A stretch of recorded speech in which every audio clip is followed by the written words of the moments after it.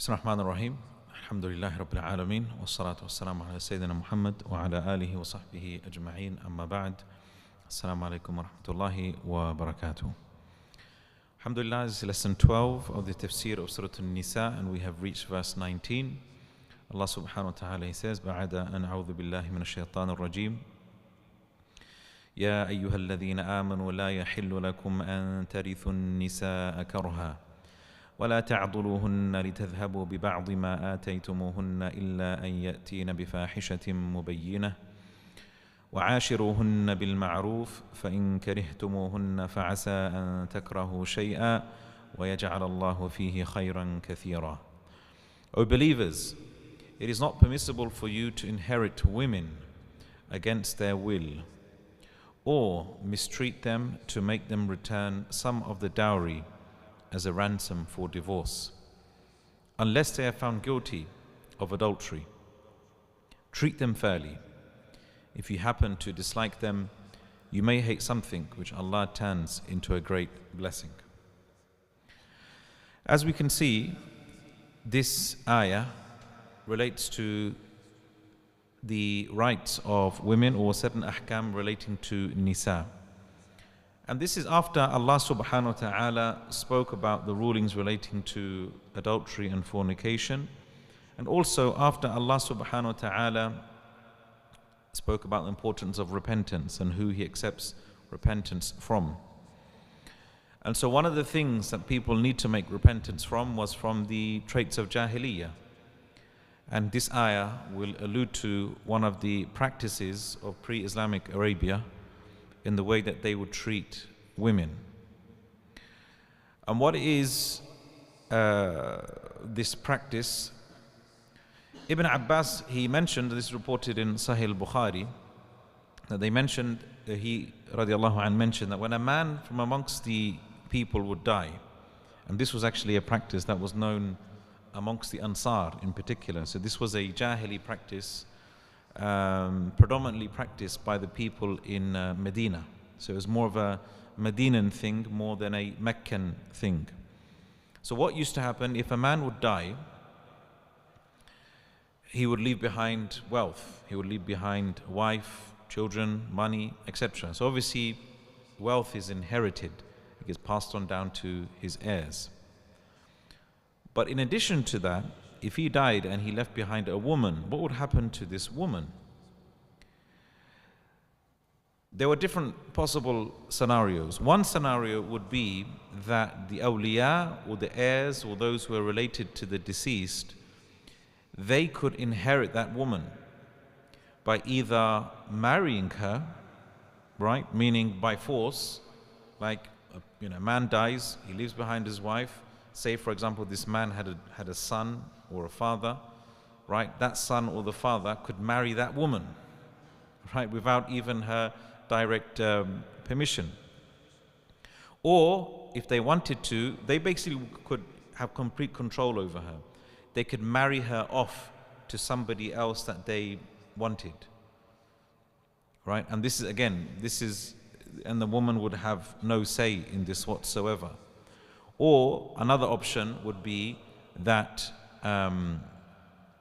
obviously when we say the son would marry her, this is obviously on condition that this is, the mother is not or the wife is not the biological mother, of course, right? Another thing that they would do is, or another potential option would be that they would hold on to her, right? Meaning they wouldn't, they would inherit her like wealth, and they wouldn't release her from this marriage until she ransomed herself with her dowry. That was another scenario as well. And what used to happen as well, a Jahili practice, was that they would have this very odd practice where when a man would die and he left behind a woman, the awliya or the relatives of the deceased, they would go to this woman and they would throw their thobe on top of the woman. So whoever does that has right to claim the woman. Very odd practice, right? They just throw a thobe onto her, and whoever's thobe falls onto her first has right to her, either to marry her off to somebody, or just to keep her, basically. But if she was able to return to her family before anyone was to do that, then she would be more entitled to decide what she wants to do with herself. So it's a very odd scenario. Imagine your husband dies and you're in fear, like, you know, I don't want to be married off to some other strange man. So she would try to escape, basically, right? So it's a very odd practice, but this was something that that they would practice in Jahiliyyah. So Allah subhanahu wa ta'ala, He says, Ya ayyuhalladhina amanu, O you believers, La yahillu lakum. It is not permissible. If it's not permissible, that means it's haram. It's haram for you to antarithun nisa'a, for you to inherit women karha. In another qira'ah, it's actually read kurha. And they both have the same meaning. Kurhan or karha. Some say karha means ikrah, yani you're compelling them or forcing them. Hence in the translation of Musa Khattab, against their will, yani ikrahan. Or you can have them the qira'ah of kur, which means like mashaqqa, like a lot of difficulty, meaning you're doing something against their will, like it's too difficult for her to accept such a decision. So Islam came and forbade. And karha is it's a qira'ah of most. As for the qira'ah of kurha, this is the qira'ah of Hamza and Al-Kisa'i. So this is the first thing that Allah subhanahu wa ta'ala abolishes in this ayah, this practice of inheriting women as though they are some sort of property. And again, just to stress how this surah in many ways liberated women from the dhulm of Jahiliyyah, and that's something that people must learn to appreciate and understand, especially when people mischaracterize the religion as being a religion that oppresses women and suppresses their rights.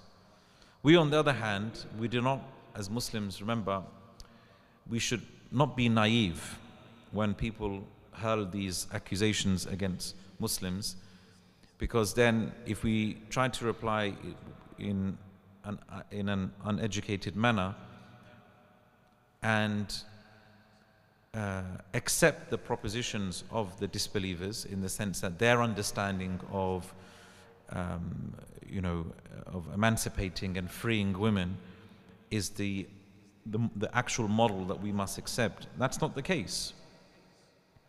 Because the Western and the disbelieving understanding of liberating women from injustice and dhulm won't necessarily fall in line with our understanding, and vice versa. Our understanding of liberating women won't be the same as the way that maybe here in the Western world they understand. Obviously there'll be areas where there will be an overlapping. So for example, in Western tradition, there's no understanding of women being inherited. That's the same within Islam. In Islam, women can inherit. In the West, women can inherit, but our understanding of how they inherit is different. So we have to be careful and not be naive and understand that there are different systems of how to evaluate what is right and what is wrong within these matters. The second ruling Allah subhanahu wa ta'ala mentions, وَلَا تَعْضُلُوهُنَّ لِتَذْهَبُوا بِبَعْضِ مَا آتَيْتُمُوهُنَّ إِلَّا أَن يَأْتِينَ بِفَاحِشَةٍ مُبَيِّنَةٍ. وَلَا تَعْضُلُوهُنَّ. Do not do adl, which has been translated here as, nor mistreat them. Do not mistreat them to make them return some of the dowry as a ransom of divorce. Or in the Abdul Halim's translation, nor should you treat your wives harshly, hoping to take back some of the bride gift you gave them. وَلَا تَعْضُلُوهُنَّ. So the word adl is a term that we've looked at before when we looked at Surah Al-Baqarah. وَلَا تَعْضُلُوهُنَّ أَن يَنْكِحْنَ أَزْوَاجَهُنَّ. Right? Meaning, do not, in that context, you probably wouldn't translate it as mistreat them, but in that context, it's وَلَا تَعْضُلُوهُنَّ أَن يَنْكِحْنَ أَزْوَاجَهُنَّ. Do not prevent them from marrying their spouses. In that context, that was about when a man divorces his wife. As you know, when a man divorces his wife, he can take her back after the first two initial divorces, right? As long as she is within her waiting period, known as the iddah, right? Now, so when a man pronounces talaq to his wife, right, she now has to observe this waiting period of 3 menstrual cycles. Yeah, this is known as the iddah. If a man changes his mind, if the husband changes his mind and he wants to practice his right of raj'ah, of returning his wife back to him, that's within his jurisdiction. He can do that, right? Because technically speaking, and this is even without the permission of the woman. Why? Because the divorce hasn't been finalized until the iddah finishes. So technically they're still what? Husband and wife, right? They're technically still husband and wife. So Allah says, and this is addressing the awliya, meaning the guardian of the woman, فَلَا تَعْضِلُوهُنَّ. So do not prevent them from marrying, from meaning remarrying and rejoining their spouses. Because what usually happens when a man divorces his wife, right, the guardian of the daughter becomes very protective, naturally, all right, because obviously if there's going to be a divorce, it's not a happy occasion, and sometimes divorces can be very ugly, right? And in that situation, the father of the girl might say, well, you know what? You know, he doesn't want his daughter to go back to this man. And this happens so many times. And so he will say, no, I don't want you to go back. Right? I don't want you to go back, right, to your husband. He wants to exercise his right as a father. But what we have to understand here is that the divorce hasn't been finalized. And a father can't force his daughter to separate, because separation at the end of the day is in the hands of the husband, the divorce. So Allah subhanahu wa ta'ala says, then do not, and so in this context, فَلَا تَعْضُلُوهُنَّ أَن يَنْكِحْنَ أَزْوَاجَهُنَّ, yani don't prevent them, meaning the women, from marrying their husbands, meaning remarrying them, not remarrying them in the technical sense, but rejoining them in marriage. So that was mentioned in Surah Al-Baqarah. Here, وَلَا تَعْضُلُهُنَّ لِتَذْهَبُوا بِبَعْضِ مَا آتَيْتُمُوهُنَّ. Here, al-'adl doesn't really mean prevention per se, but it has more of a meaning of restriction. Don't restrict them, don't constrain them, don't treat them harshly. Because if you look at the word linguistically, 'adl linguistically has a meaning of habs, fi shiddatin wa madarra. It has a meaning of withholding, linguistically. And you can see the meaning in the ayah of Surah Al-Baqarah, right? Because the wali is withholding, right? He is withholding his daughter from rejoining her husband, right? And that's why linguistically, like the Arabs will say, أعضلت الدجاجة وعضلت, يعني عضلت المرأة even. Like linguistically is used to refer to, like when a woman is she's giving birth, and but she's struggling, meaning in terms of giving birth, the baby isn't coming out basically, right? So they say عضلت المرأة, yani she's in labor, she's trying to, and she's not dilating enough basically, and as a result the baby is like stuck. The Arabs say عضلت المرأة or أعضلت المرأة, constraining and restricting, right? So it has that meaning. It has that meaning. So in this context, as we said, that in the context of the ayah of Adl in Surah Al-Baqarah, it's the wali preventing the girl from rejoining her husband. And in this context, فَلَا تَعْضُلُهُنَّ وَلَا تَعْضُلُهُنَّ and do not mistreat them لِتَذْهَبُوا بِبَعْضِ مَا آتَيْتُمُوهُنَّ. So just in front of the camera there, so just, sorry, yeah, Jazakallah khair. Here, this is in reference to when a husband withholds from fulfilling the rights of his wife, right? Meaning he will not spend on her, not give her any food, and he will treat her badly, right? And hence, if you look at the translations, there's words such as mistreating them, or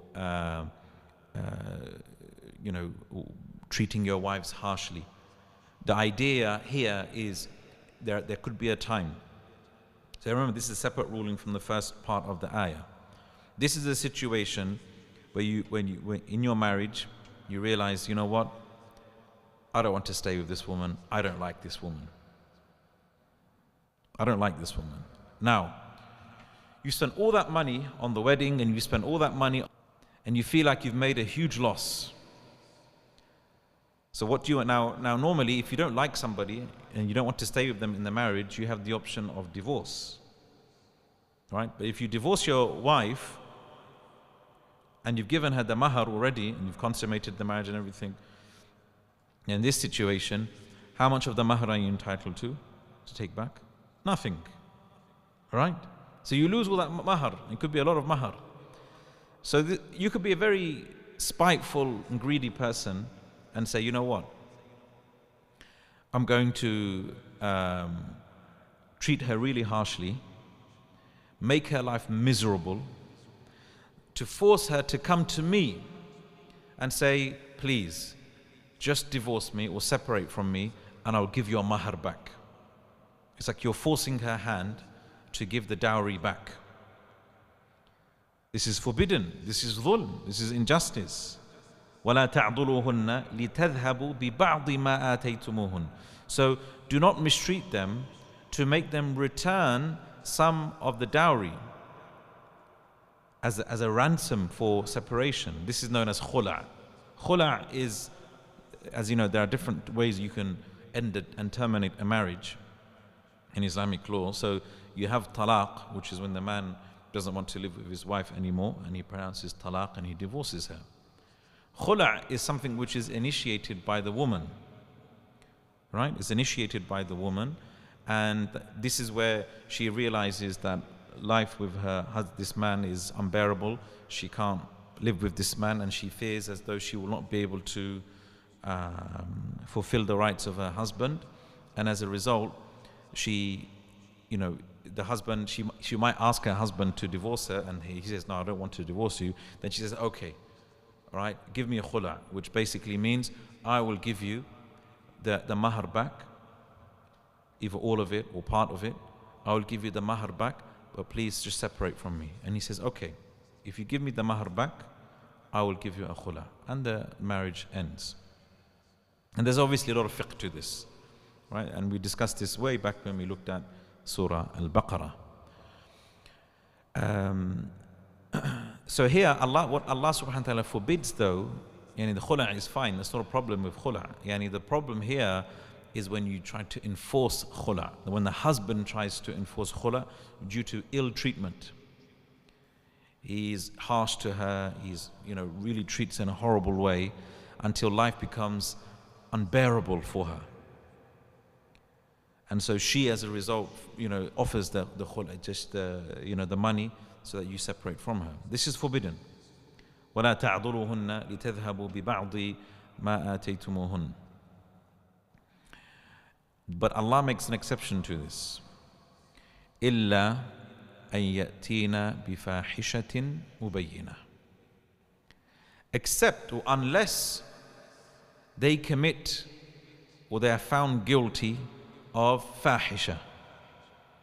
And fahisha here has been translated as adultery, right? In this case, fahisha, as we know, in elsewhere in the Qur'an, has been interpreted or is understood as adultery.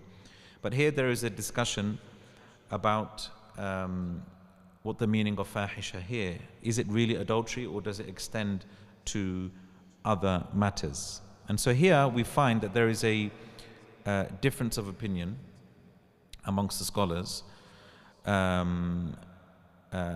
as to what the fahisha actually means here.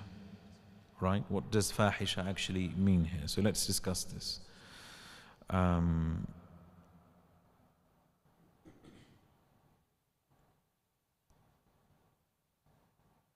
Oh, I forgot to mention actually.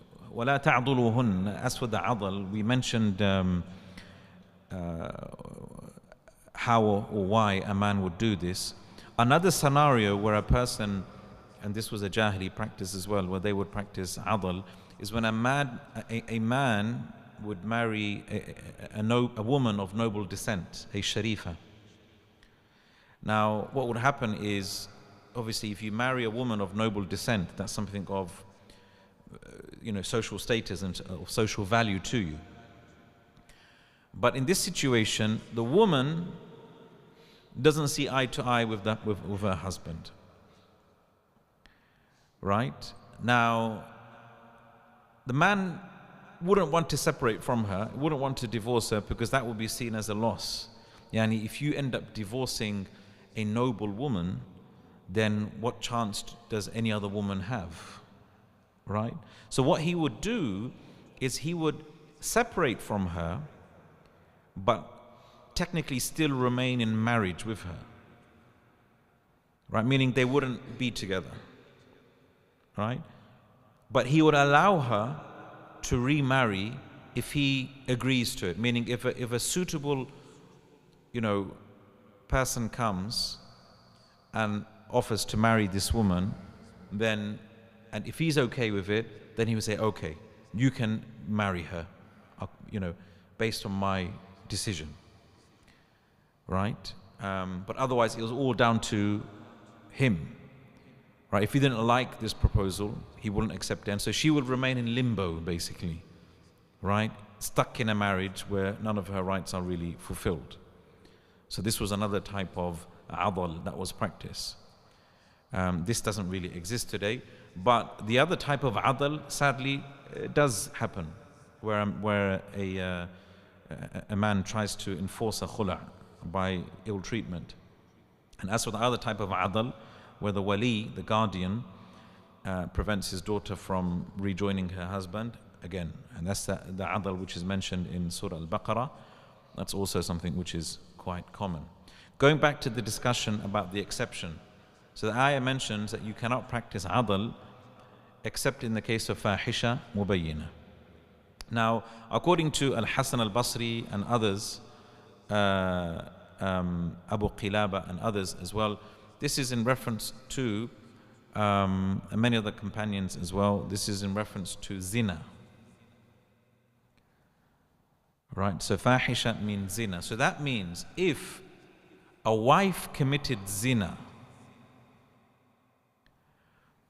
then that would imply that a man, the husband, could enforce a khula'.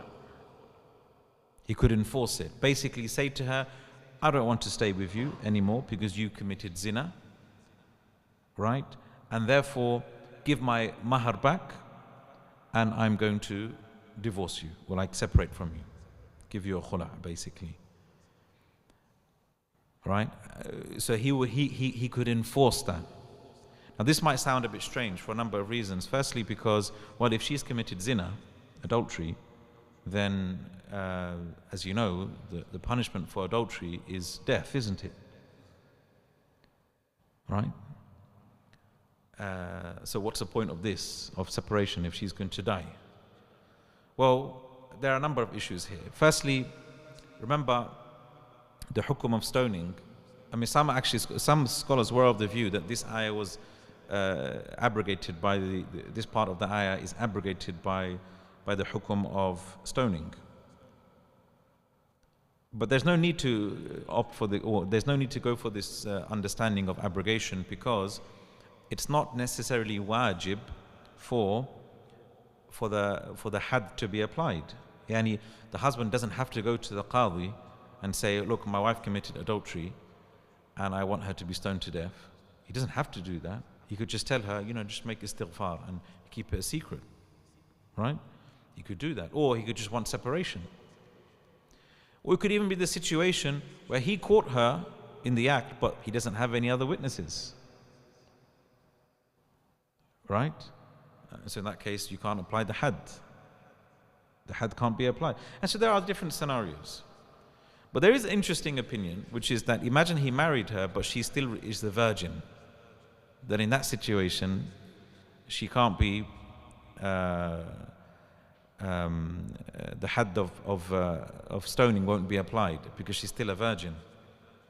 So this was a reported, this was attributed to, which opinion was it?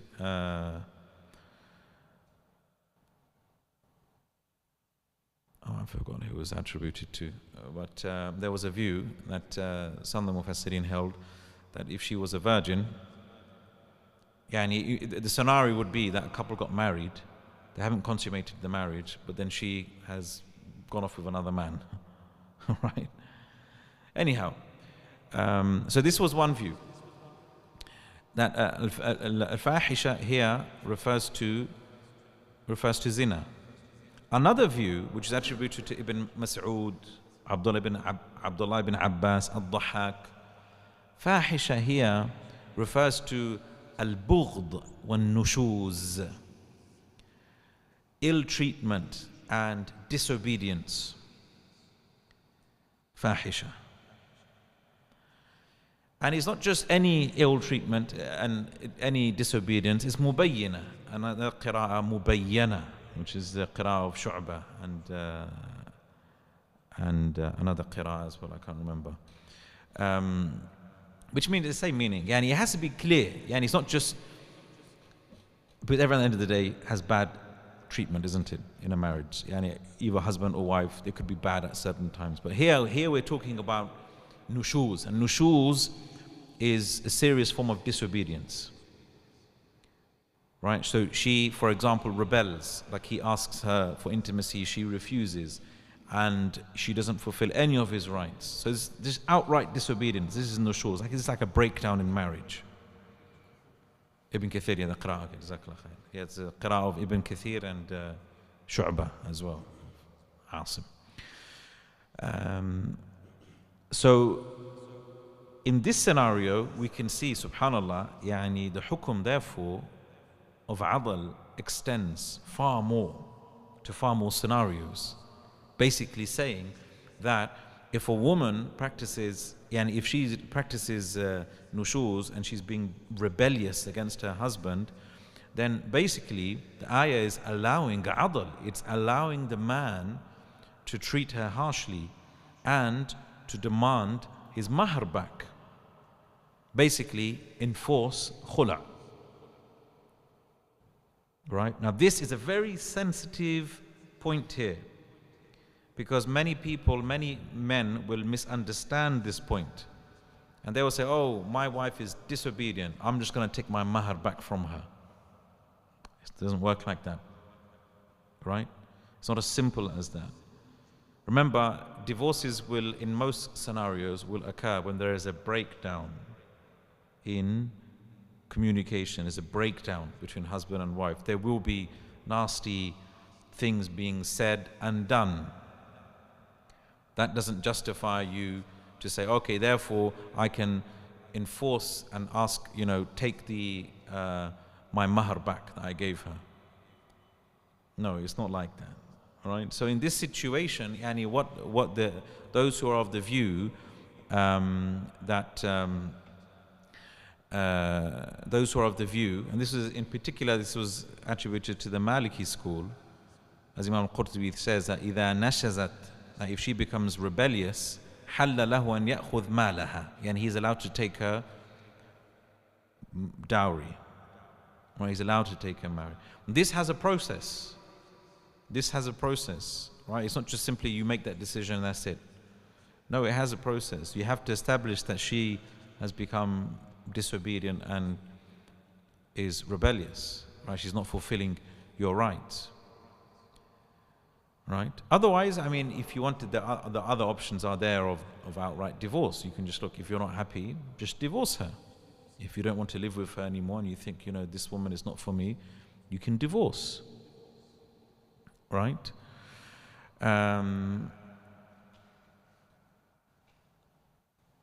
Right? And this view, as according to Ata, was actually even attributed by the verse of, or by the hukum of stoning, especially if we understand fahisha to mean zina. Right?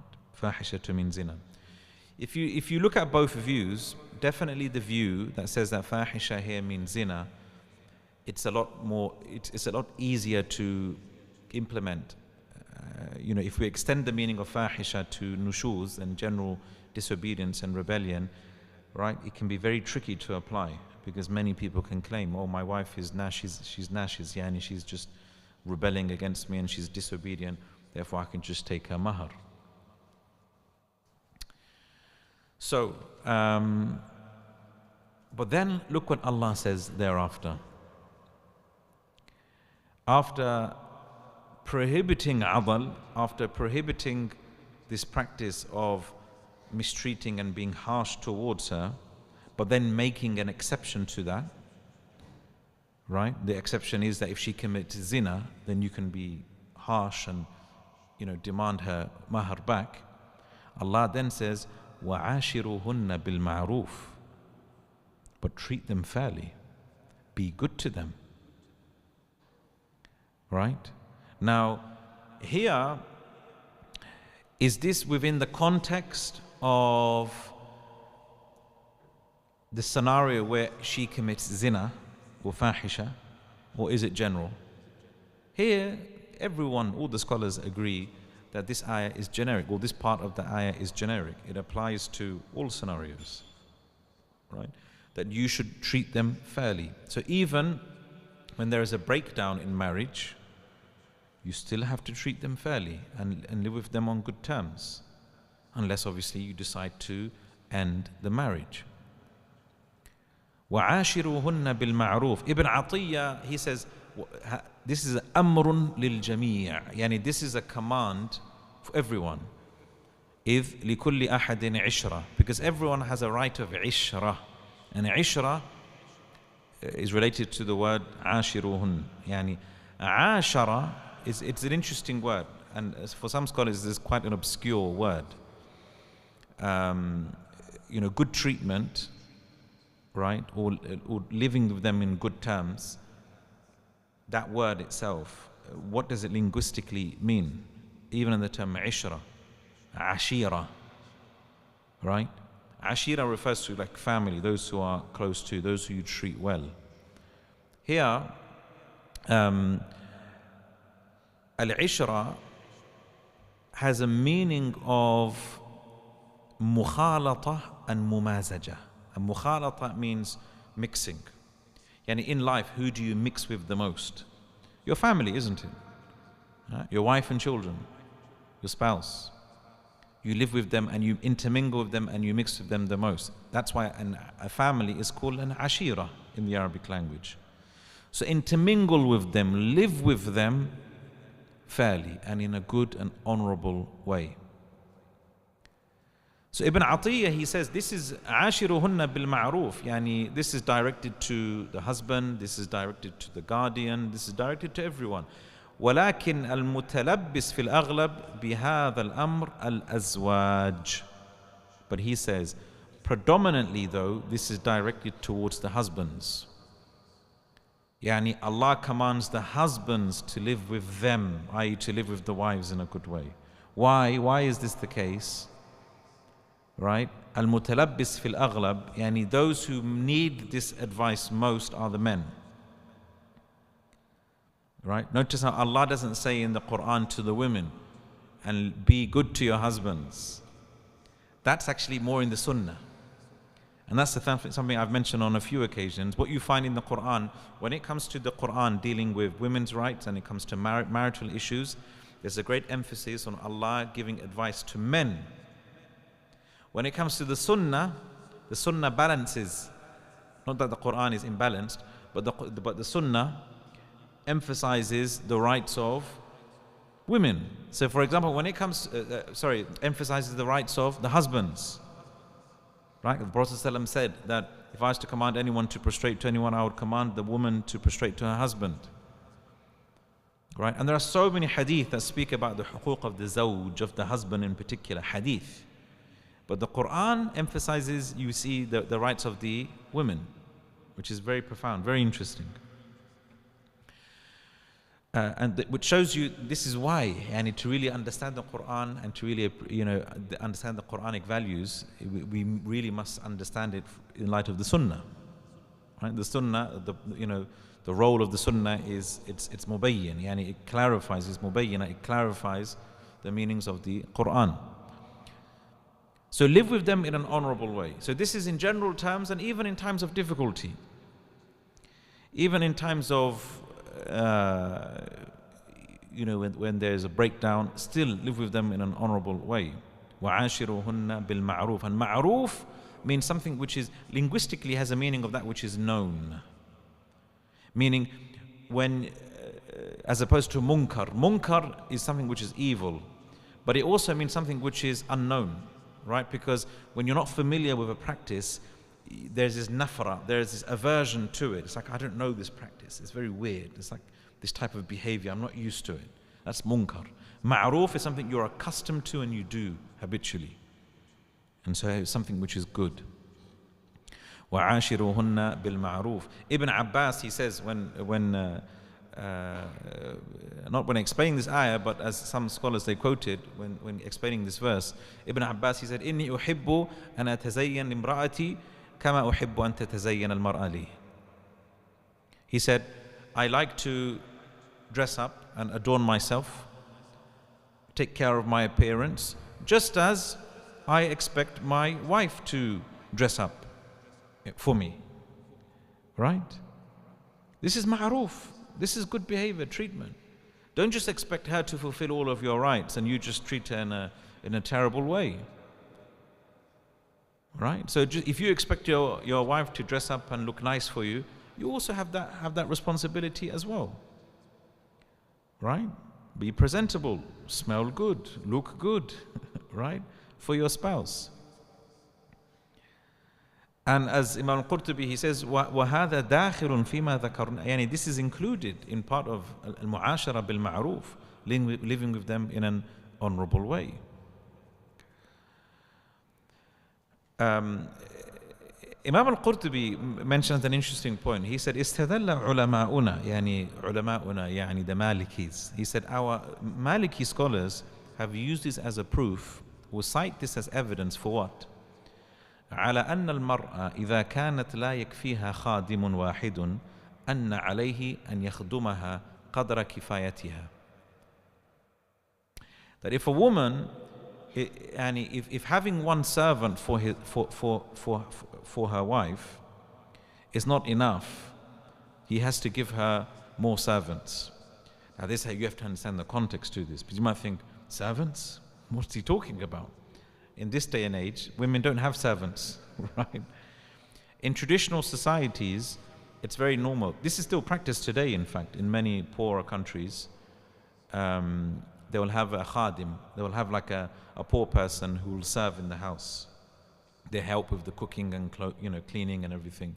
They still do this in villages today, right?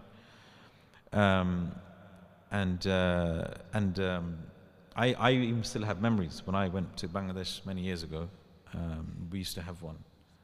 Her name was Khomla, which means in Bengali orange, right? So she would, cook and clean and what have you. So it was normal. It was a normal tradition to provide your wife with a khadim and pay for her expenses.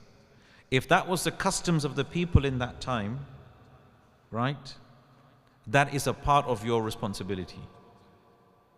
If that's the urf of the people. Is it the urf of the people in the UK to provide them with a servant? No. Right? Or, like a paid nanny. maybe in certain communities, for example, you have like paid nannies, right? Who bears that responsibility and the costs of that, right? Anyway, that's a separate discussion.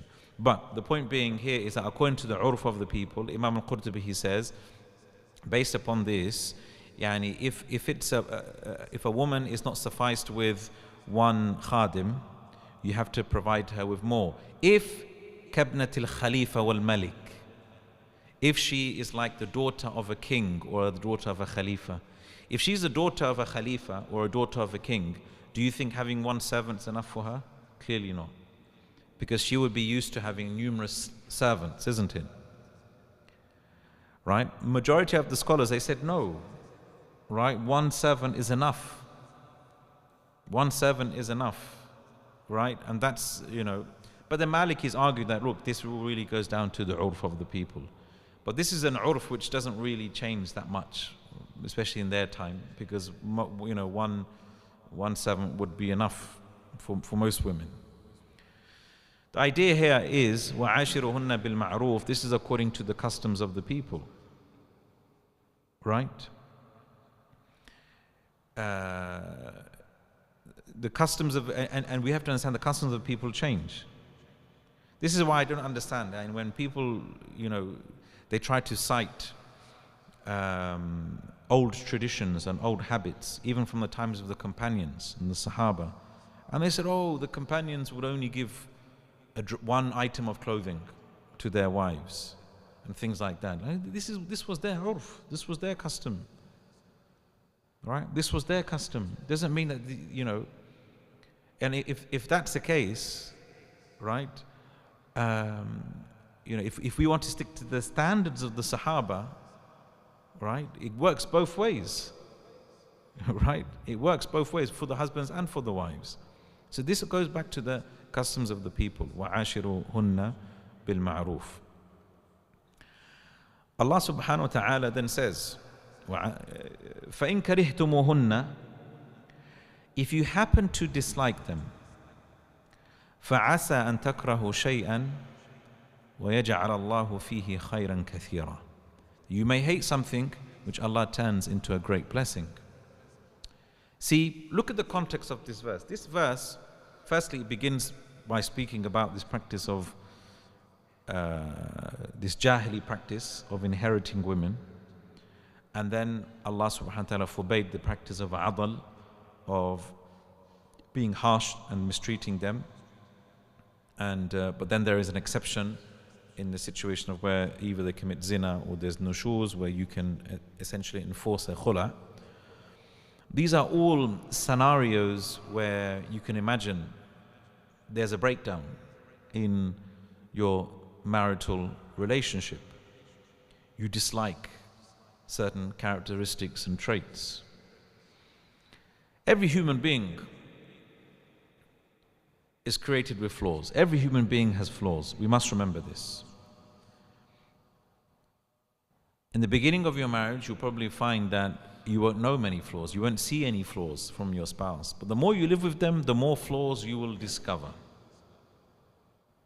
And these flaws will vary in greatness. Some flaws will be extremely great. Some flaws will be minor. What do you do in this situation? Now, there's a similar verse to this in Surah Al-Baqarah. Asa an takrahu shay'an. Perhaps you dislike something, but it's good for you. And perhaps you like something, but it's bad for you. Wallahu ya'lamu wa antum la ta'lamun. Allah knows and you do not know. But that was in the context of what? War, isn't it? Kutiba alaykum al-qitalu wa huwa kurhun lakum. Fighting has been prescribed upon you, though it's something that you dislike. Right?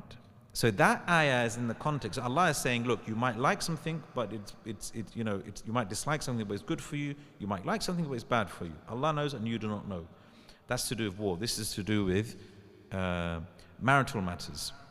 Ibn Qayyim makes an interesting observation. He said, if you look at, remember, when it comes to the human makeup, right? The human makeup.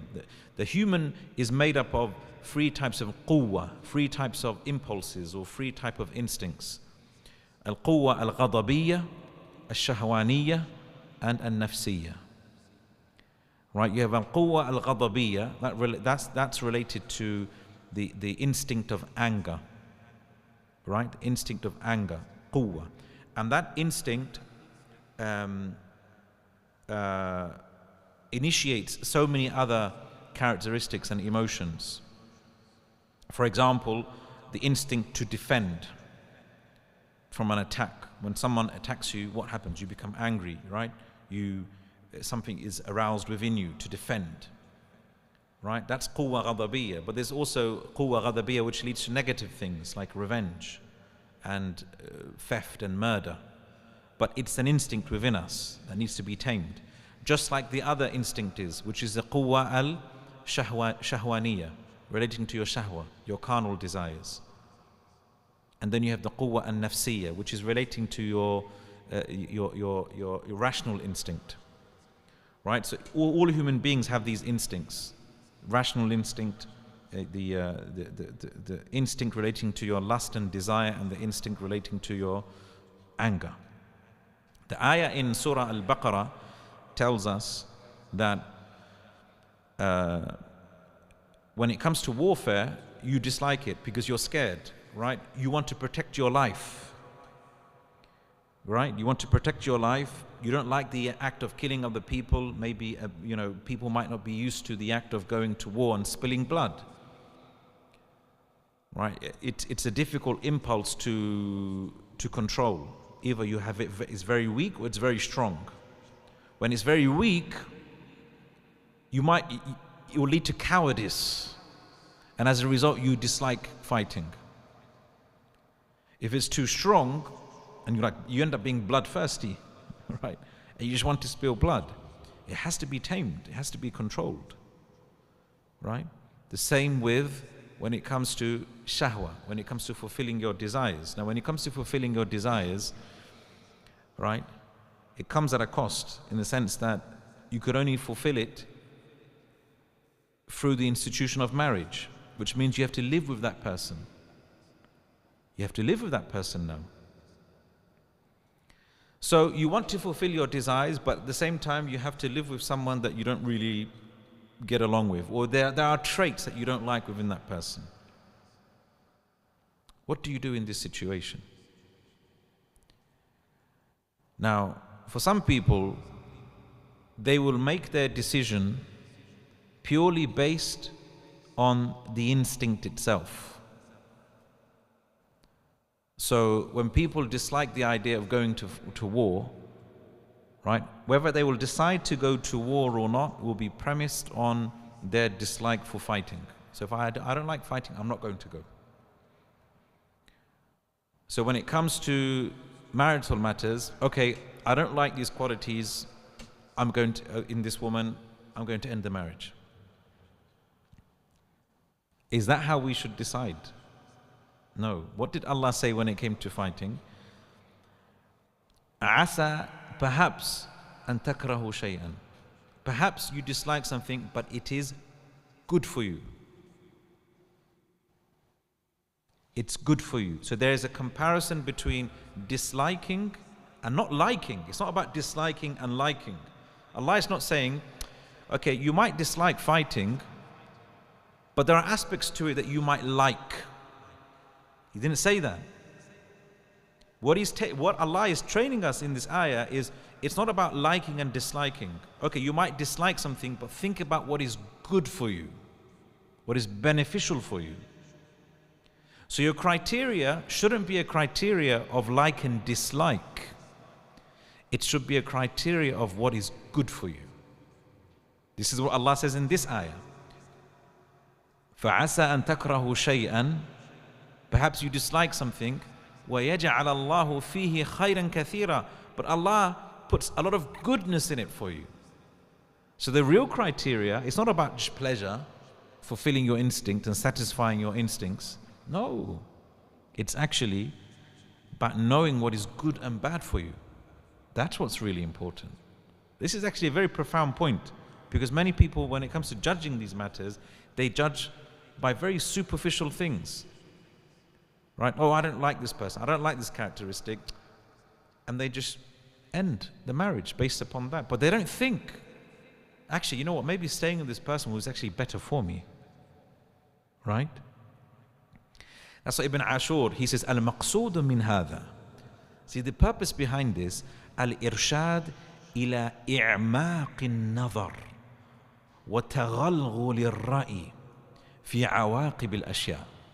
He says the point about is to, Allah is guiding us to look deeply into these matters, look at the consequences. Don't make shallow decisions based upon likes and dislikes. Make decisions based upon deep thinking. وَعَدَمِ الْإِغْتِرَارِ بِالْبَوَارِقِ الظَّاهِرَةِ. And that we shouldn't be deceived by outer forms. Right? Like for example, you might look at your spouse and think, you know what? My spouse is not appealing to me anymore. Right? It's not appealing to me anymore. But subhanAllah, is this how we decide whether to stay with a woman or not? Because I don't like the way she looks and that's it? No, Allah is telling us, don't look at, you might not like something, but think about what's khair and what's shar for you, what's good and bad for you. وَلَا بِمَيْلِ الشَّهَوَاتِ. Not by just what your lust and your desires tell you. Right? And that's why Rasulullah sallallahu alayhi wa sallam, Imam al-Baydawi, he says a similar point. He says, أي فَلَا تُفَارِقُوهُنَّ لِكَرَاهَةِ النَّفْسِ. Don't separate from them due to a matter of dislikement.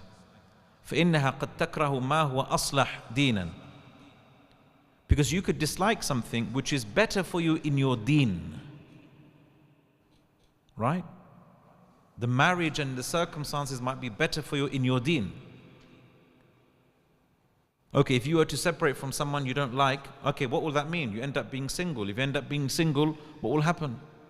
You could fall into haram, you can fall into zina. You might become very lonely. You might be separated from your children.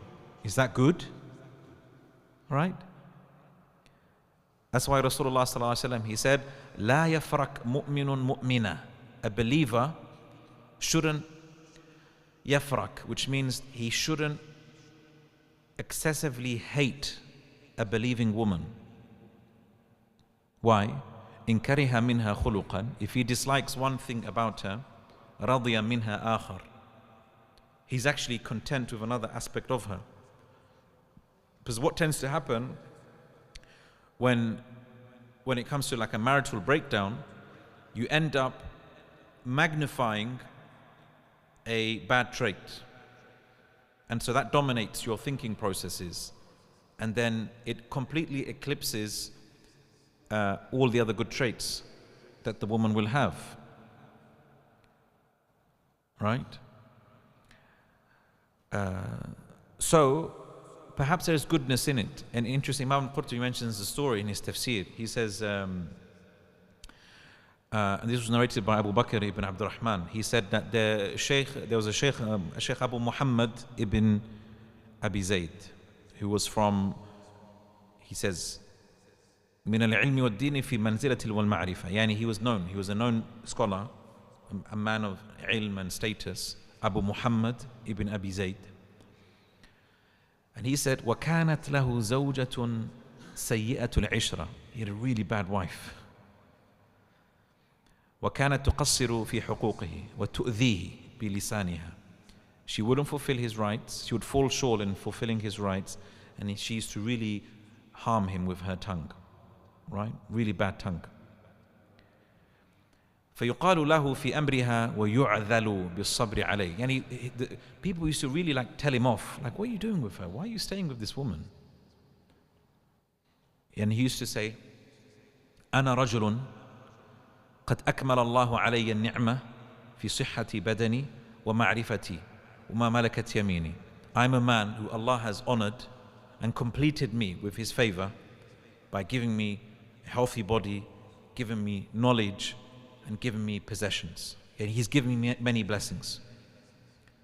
فَلَعَلَّهَا بُعِثَتْ عُقُوبَةً عَلَى ذَنْبِي. Perhaps this woman, Allah sent her as a punishment for me. Right? فَأَخَافُ إِن فَارَقْتُهَا أَن تَنْزِلَ بِي عُقُوبَةً هِيَ أَشَدُّ مِنْهَا. And so I'm fearful that if I was to separate from her, this punishment would have to be replaced with another punishment, and maybe this punishment would be worse. So subhanallah, look as, and this might sound like a very odd thing to say, but look at the mindset though. And what he's realizing is, he's thinking about damage control. Right? Damage control. He's thinking, okay, I've got a bad wife, but you know what? Maybe there's khair in this. Maybe it's, Allah is washing away my sins. Right? Let me learn to accept this and deal with it. Right? Not to say that therefore, divorce is always wrong and divorce isn't an option. Maybe it is an option. But the point being here is that there are things which are bearable and things which you can tolerate in marriages. Right? It might be hard, but you can still tolerate them. And that's why Imam al-Qurtubi, he commented after this, he said, based upon this, في هذا دليل, in this there is evidence to suggest على كراهة الطلاق مع الإباحة. This is according to one view of the scholars, that talaq is, in its asl, is disliked. Because Allah is saying, look, perhaps you dislike something, but there's actually good in it.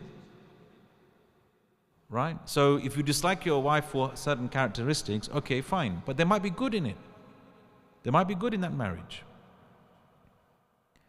And there are ahadith that he quotes, which obviously, a lot of these ahadith that, like, أَبْغَضُ الْحَلَالِ إِلَى اللَّهِ الطَّلَاقِ, like the most despised halal practice is talaq, which for many scholars is a weak hadith. And for some scholars, even the meaning is wrong. Right? Because, it seeks to discourage talaq. And we don't want to discourage talaq if people misunderstand by that talaq is always bad, even if your life becomes unbearable. Right? This is more of a traditional understanding. Like some people will say, no, talaq is so bad, no matter how bad your life becomes and how miserable you become and you don't end up fulfilling the rights of your spouse or your rights aren't fulfilled, talaq is always wrong. Right? There's stigma attached to it. Then this is an extreme understanding. There are options, there are ways out for Allah, Allah has given for people who end up in marriages which are unbearable and, essentially cannot be tolerated. And Ibn al-Jawzi rahimahullah, he says, based upon this as well, أن الإنسان لا يكاد يجد محبوبا ليس فيه ما يكرهه. Yani, a human being won't find something that he loves, and he will not find something within it that he dislikes about it. No matter what you love in life, you will find something that you will dislike about it. فَلْيَصْبِرْ عَلَى مَا يَكْرَهُ لِمَا يُحِبُّ. So let a person be patient in dealing with what he dislikes about the thing that he loves. Right? The thing that you love or the thing that you like, there will be an aspect to it that you don't like. Be patient. Don't let that decide your decision making in life. Remember, the ayah teaches us a very important principle, as we mentioned before. Don't judge by what you like and dislike. Judge by what is good for you. What is good for you. That's what you go by. Wallahu ya'lamu wa antum la ta'lamun. Allah knows best and we don't know. Don't have this superficial way of judging matters. So, فَإِن كَرِهْتُمُوهُنَّ فَعَسَىٰ أَن تَكْرَهُوا شَيْئًا وَيَجْعَلَ اللَّهُ فِيهِ خَيْرًا كَثِيرًا. If you happen to dislike them, you may hate something which Allah turns into a great blessing. And that concludes the ayah. Wallahu ta'ala a'lam. And we'll open up the floor for questions, insha'Allah.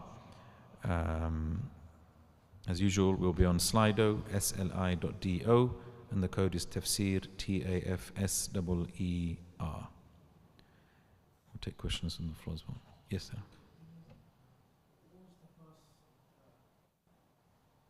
Sorry? Of the class, Surah An-Nisa, verse 19. Yes, sir.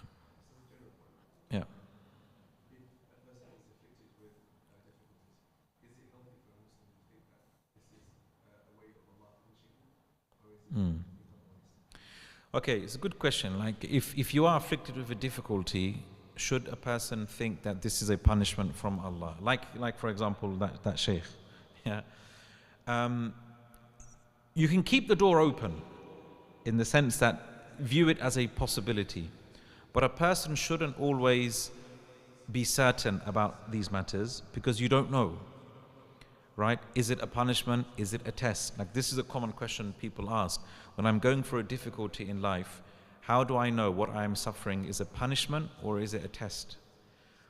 What I tend to advise people is we shouldn't be asking that question in the first place, because if we do, there is a possibility that, for example, if we tell ourselves, no, this is a test from Allah.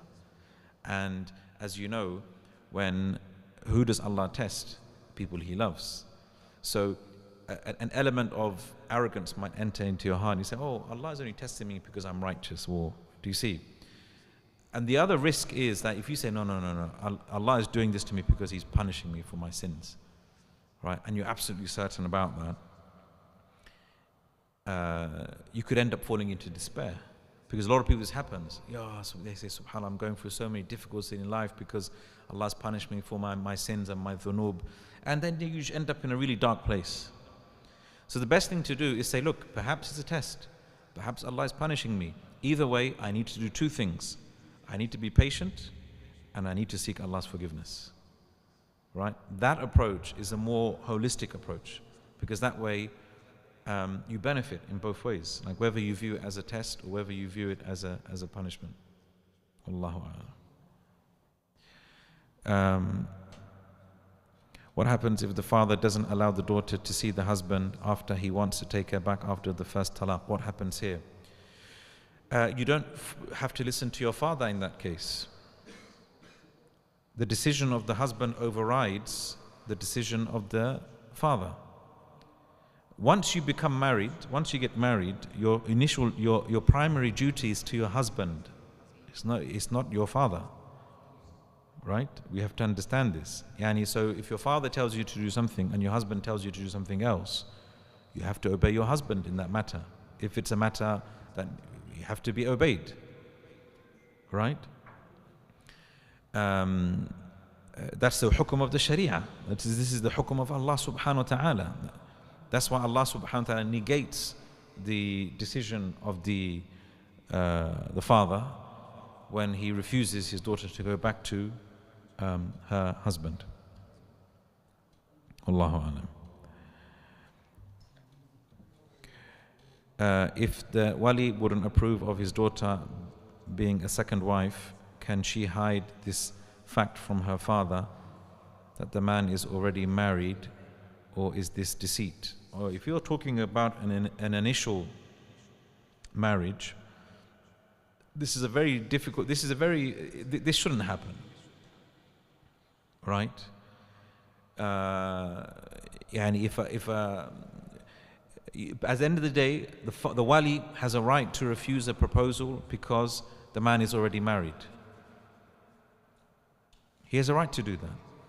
Right? He has an absolute right to do that. And no one should say, oh no, this is un-Islamic, because polygamy is allowed in Islam. A father has a right to refuse a marriage if he thinks that, she won't be happy. Simple as that. If he thinks that I don't want her to, and I'll be honest, this is something which is misunderstood by so many people today. There's a difference between un-Islamic, something being un-Islamic, right, and taking into consideration the future of one's daughter. Take, for example, this is a classic example, interracial marriages. The wali says, I don't want my daughter to marry this man because he's from a different country. Automatically, everyone will be in uproars. Oh, this is racism, this is haram, etc. It's not maybe that he's racist. It's because he genuinely thinks, if my daughter moves into this family, right, she won't be treated right because she's from a different country. He has no issue with that other race, with that other country, with that other color, but he just thinks, if my daughter was to move into this household, where she has to live with her mother-in-law, where her mother-in-law doesn't even agree to the marriage in the first place because she's from a different country, that's going to affect her future. Right? And so likewise, and this for him to refuse based upon that isn't un-Islamic, it's not haram.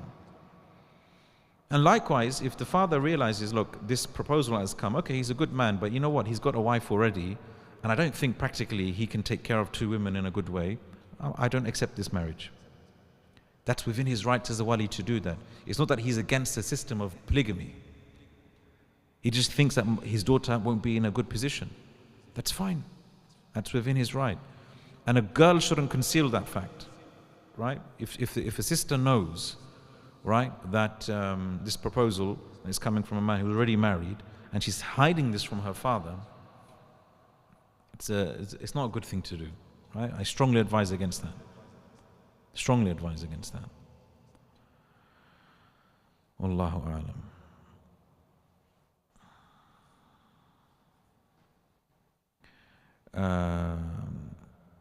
My family's circle is really small and I'm looking to get married. They don't know of any potentials. How can I meet potentials feeling kind of stuck right now?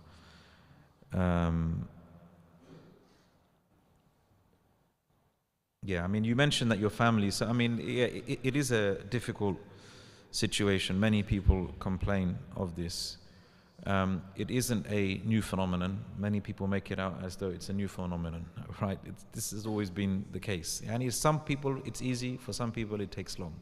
This is the qadr of Allah, right? This is Allah's qadr. Yani for some people it takes years, even though they're very righteous, they're well known, you know, they might have many contacts, but they still can't find someone.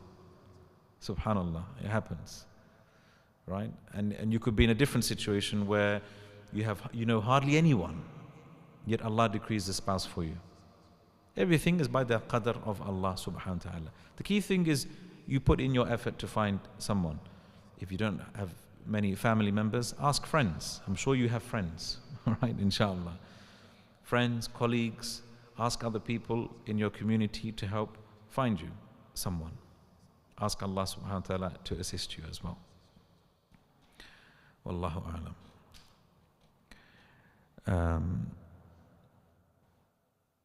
Is it a major injustice and sin from the father to prevent the daughter from going back to her husband after the first talaq? It's wrong, it's haram for him to deny her that, but remember, it's down to the woman to go, right? It's down to the woman to go back to. So she shouldn't say, well, my father stopped me and I have to listen to my father. No. You don't listen to your father in this case. You go back to your husband. You go back to your husband, right? Because technically you are still married to him, right? And your father cannot end your marriage. He can't end your marriage.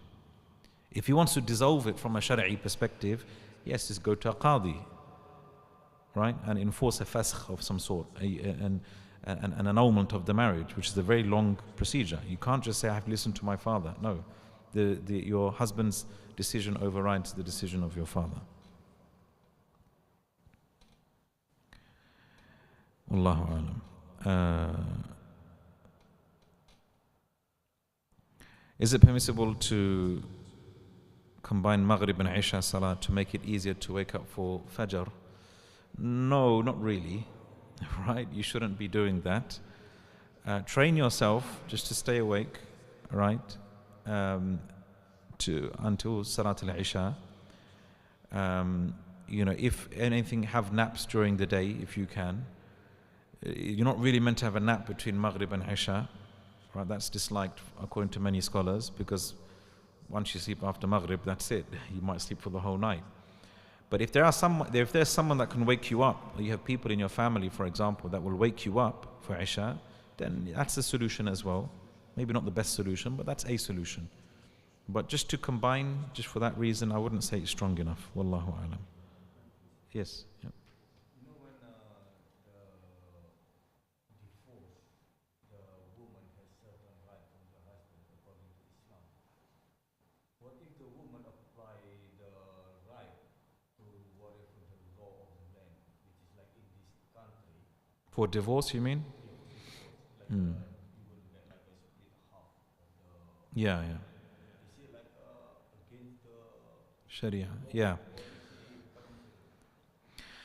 permissible? Yeah, so the brother asked about basically pursuing divorce, a civil divorce in this country, which obviously has consequences which are not found within the Sharia, like the splitting of property. So sometimes what might happen is, okay, if a woman gets a divorce, a civil divorce, she claims right to half of the property and what have you. From a Shari'i perspective, she shouldn't do this because she doesn't have that right to do that from a Shari'i perspective. So she is demanding something which Allah hasn't given her a right to. Right? So that shouldn't be pursued from an Islamic perspective. Unless part of her wealth is somehow tangled in with the wealth of her husband. Yeah, like for example, if they work together, right? And she claims, that this is part of my wealth. In that situation, there is detail to it. But if it's a situation where she had no input into the wealth and she still demands money from the divorce, then she's claiming something which the Sharia hasn't given her a right to. And it's a sin. It's a sin. You're claiming the wealth of somebody else unrightfully. Yeah, so it's a sin. Allahu alam. Yes. Halala? Yeah, in the Asian subcontinent. Halala is a practice where a man has divorced his wife 3 times. And as you know, when a man divorces his wife 3 times, this is what we call baynuna kubra. This is talaq, which is irrevocable, meaning he cannot take her back. The only way he can take her back if the woman was to remarry and consummate the marriage. And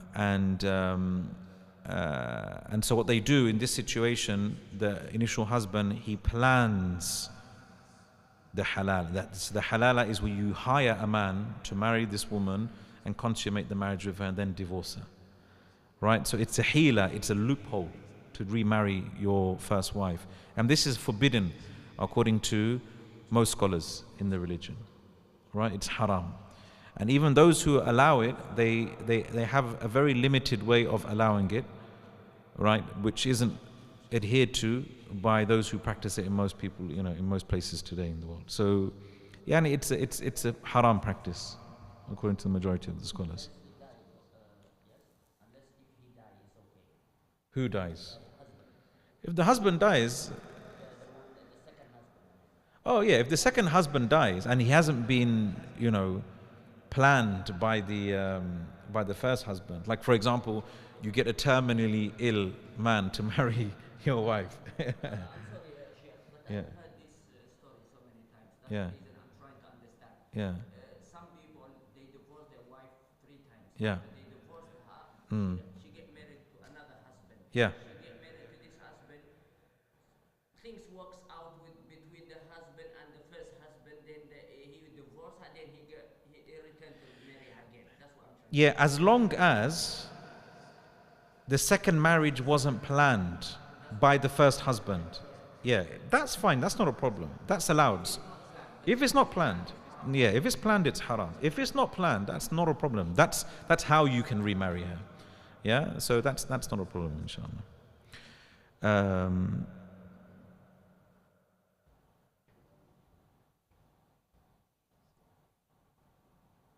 As a young person trying to avoid apps, does this mosque offer marriage services? Are you getting to know people? I cannot speak on behalf of the masjid, but according to my knowledge, not yet. But maybe this could be a project that the masjid, so I know the masjid, wants to help out the local community. I think it's a noble project. If it's something that they can help and organize, I think that'll be a good thing, inshallah. I'll speak to the masjid, the brothers in the masjid. Maybe they can start some sort of marriage service, inshallah. Inshallah. Yeah, if the wife unrightfully using courts. Okay, we've answered that, yeah. Can the woman remain in her husband's home during the iddah? Yeah, she's meant to. Or must they physically separate? Some sisters get kicked out during the period by in-laws. Okay, subhanAllah. No, she's meant to. Right? لا تخرجوهن من بيوتهن. Allah says, do not take them out of their homes. Right? So the idea here is that she's meant to observe the iddah, right, in the home of her husband. But why? The Sharia doesn't want them to divorce immediately. The Sharia wants to give them the opportunity to work things out. That's why there's an iddah. That's why there's a waiting period. So when you divorce her and you still live with them, right? You still live with them. However, if there is a mutual agreement, that, you know what, I don't want you in this house, and she says, fine, I'm happy to go back to my parents' house, there's a mutual agreement, then that's not an issue. Right? But the Sharia doesn't expect, Allah it prohibits the men from expelling them. لا تخرجوهن من بيوتهن. Right? Like, don't expel them from their homes. Right?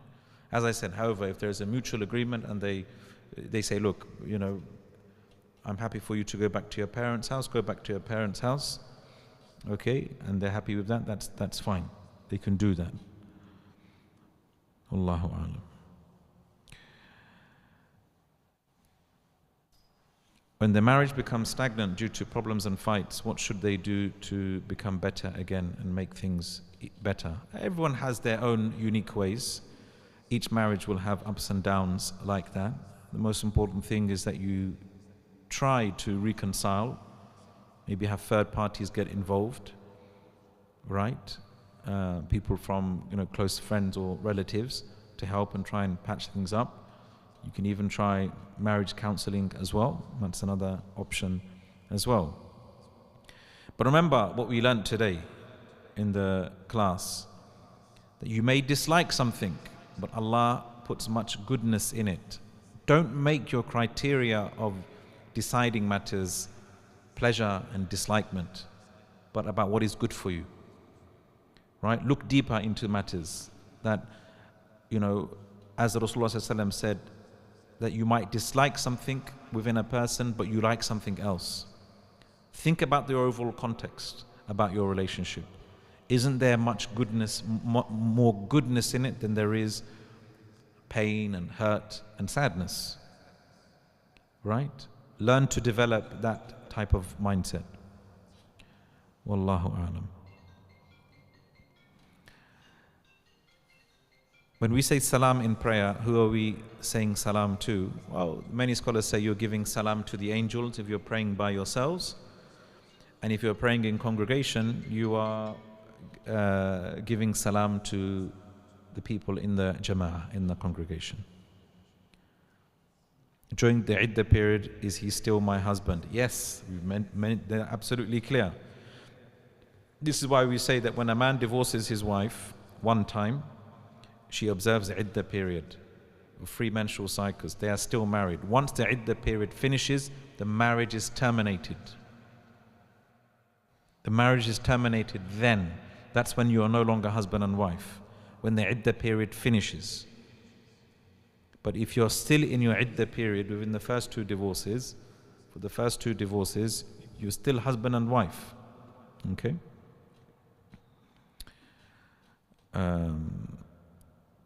Can the couple be intimate during iddah? Well, if they're intimate during iddah, that means he has taken her back. Right? How do you take a woman back from the divorce? Either by saying, Raja'tuki, I've taken you back, or you are intimate with her. If you've been intimate with your wife when she or she's on her iddah, that means you've technically taken her back.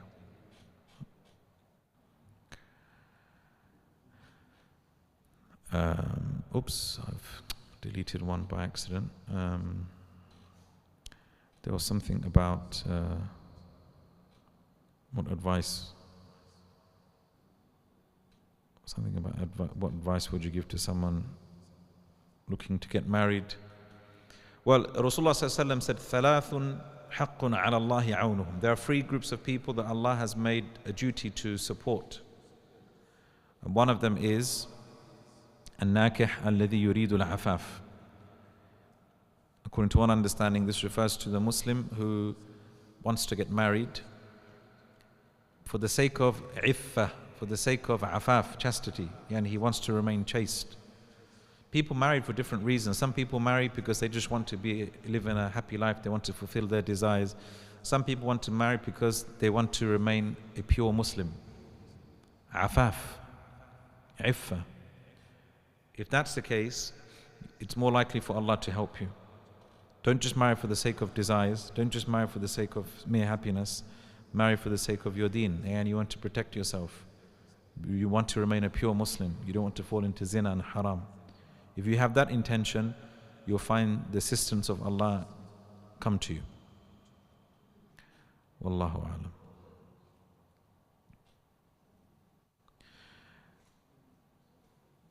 a'lam.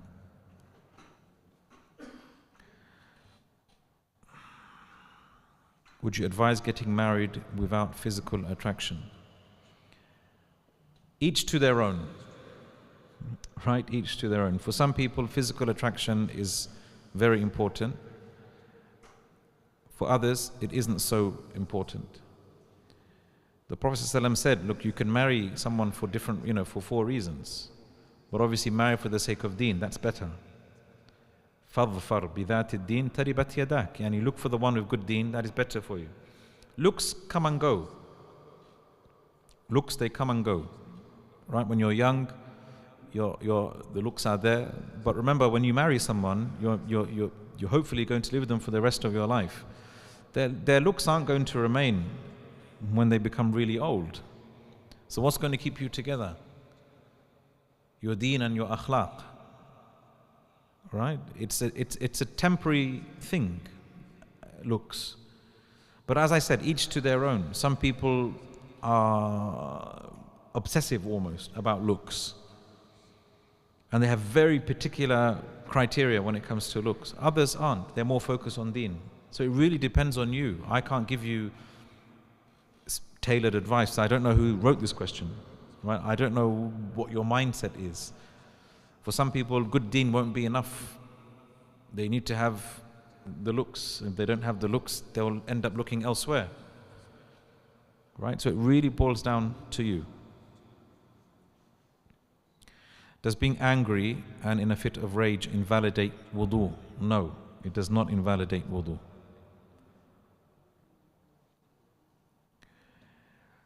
Are you clarified as chaste if you have previously not been, but you have repented? Chastity, iffa, you can be, iffa is, there's no like technical meaning of iffa, afif, someone who's afif. You could be technically afif now, chaste now, but maybe you weren't in the past. That's not a problem. Right? It doesn't have any legal ramifications in declaring someone to be afif in that sense. So you don't need to have such a technical understanding of it. So if you are now chaste and you've repented from a previous case of indecency, you can still be considered afif in the present moment in time.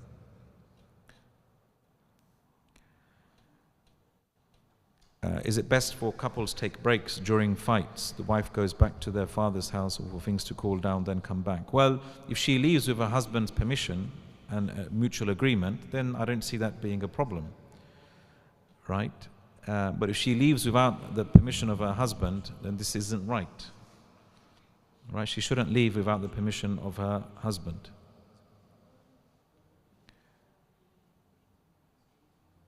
If the husband is badly mistreating the wife and she wants to end the marriage, will she not get her married back? Will she not? I think you mean mahar. If the husband is badly mistreating the wife and she wants to end the marriage, I don't understand the question. When non-mahram men say Assalamu alaikum, neighbors, can a woman reply? Yes, reply. You can reply, unless you fear fitna, like you're going to fall into haram. Right? Otherwise, yes, reply. That's not a problem.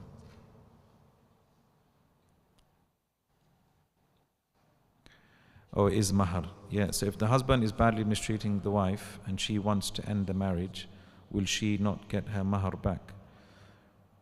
It depends. If you ask for a divorce and he gives you the divorce, you can keep your mahar at the end of the day. But if he says, no, I'm not going to give you a divorce, I'll give you a khula, then you have to give the mahar back to him.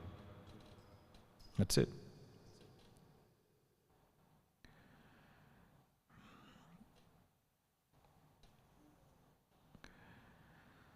Allahu alam.